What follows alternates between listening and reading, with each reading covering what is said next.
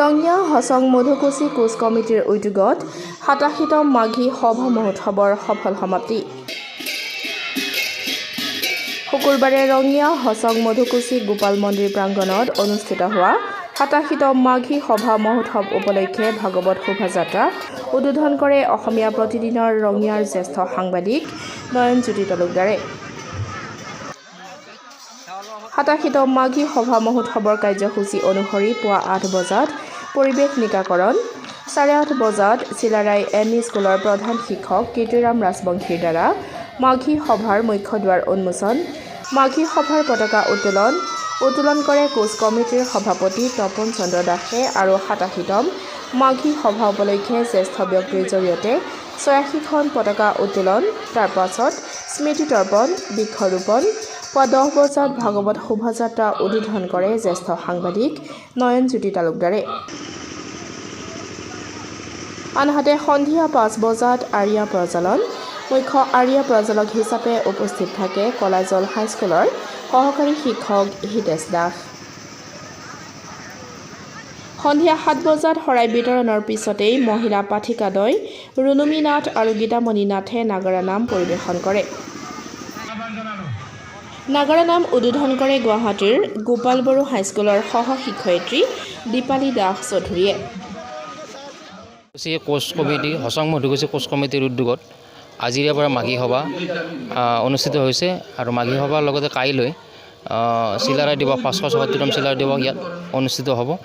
আৰু আজি মাঘী সভাৰ প্ৰথম দিনাৰ যিটো কাৰ্যসূচী ৰাতিপুৱাৰ পৰা ৰাতি পৰিৱেশ নিকাকৰণ, ধৰ্মীয় ধ্বজা পতাকা উত্তোলন কেইবাজনো ব্যক্তিয়ে কৰিছে আৰু মোক নিমন্ত্ৰণ জনাইছিলে ভাগৱত শোভাযাত্ৰা উন্মোচনৰ কাৰণে। সেই সময়ত মই ভাগৱত শোভাযাত্ৰা উন্মোচন কৰোঁ। এই ভাগৱত শোভাযাত্ৰাত এই অঞ্চলৰ চুবুৰীৰ অগণন ভকত আৰু ৰাইজে অংশগ্ৰহণ কৰিছে আৰু থাকি নথৈ আনন্দিত হৈছোঁ। আজি আমাৰ মধুকুচি কোচ কমিটি অঞ্চলৰ 87তম মাঘী সভা আৰু অহাকালি 514তম চিলাৰায় দিৱস। গতিকে এই চিলাৰায় দিৱসৰ লগত সংগতি ৰাখি আমাৰ হচং মধুকুচি কোচ কমিটি অঞ্চলৰ বাসিন্দাসকলে আগৰ পৰাই দুদিনীয়া কাৰ্যসূচীৰে এই মাঘী সভাখন পাতে। গতিকে আগতে আমাৰ সিমান এটা নাছিলে। আগৰ যেনেকুৱা আমি মাঘী সভাখন হৈছিলে এই খেৰেদি কৰিছিলোঁ বা তেনেকৈ, সেইটো এটা মজা বেলেগ আছিলে তেতিয়া আগৰ দিনৰ।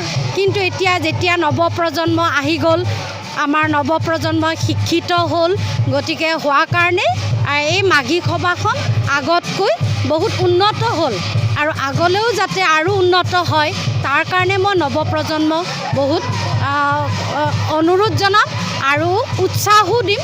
গতিকে তেওঁলোকে যাতে আৰু অনুষ্ঠানটো আগবঢ়াই লৈ যায়। গতিকে কোনো এটা অনুষ্ঠান আগবঢ়াই নিবলৈ হ'লে আমাৰ নৱপ্ৰজন্ম লাগিবই আৰু তাৰ কাৰণে আমাৰ বয়োজ্যেষ্ঠসকলে উপদেশ দিব লাগিব, তেওঁলোকৰ আশীৰ্বাদ থাকিব আৰু আমাৰ ৰাইজৰ সহায় সহযোগিতা থাকিব। গতিকে ৰাইজে যদি নখ জোকাৰে, ৰাইজে যদি সহায় সহযোগিতা কৰে তেতিয়া আমাৰ অনুষ্ঠান সদায় ডাঙৰ হ'ব। আৰু যদি আমাৰ গঠনমূলক কিছুমান কাম আধৰুৱা হৈ আছে সেইখিনিও আমাৰ সফল হ'ব যদিহে আমাৰ ৰাইজে আমাক সহায় কৰে আৰু বয়োজ্যেষ্ঠসকলে আমাক উপদেশ দিয়ে। গতিকে মই নৱপ্ৰজন্মক আকৌ এবাৰ অনুৰোধ কৰিম যাতে আমাৰ অনুষ্ঠানটো আৰু আগলৈ উন্নত কৰি দিয়ে। এইখিনি প্ৰথম কাৰ্যসূচী আছিলে আমাৰ মুখ্য দ্বাৰ উন্মোচন। তাৰপিছত আমাৰ ধৰ্ম ধ্বজা পতাকা উত্তোলন কৰিলে আৰু আমাৰ 87 সংখ্যক আমাৰ 86খন পতাকা আমি উত্তোলন কৰিলোঁ। আৰু আমাৰ এতিয়া ভাগৱত ভ্ৰমণলৈ গৈছে। ভাগৱত ভ্ৰমণৰ পিছত আমাৰ চিত্ৰাংকন প্ৰতিযোগিতা অনুষ্ঠিত হ'ব। তাৰপিছত আমাৰ নাগাৰা নামৰ শিল্পী ৰুণুমী নাথ আৰু গীতামণি নাথৰ দ্বাৰা নাম প্ৰদৰ্শন কৰা হ'ব।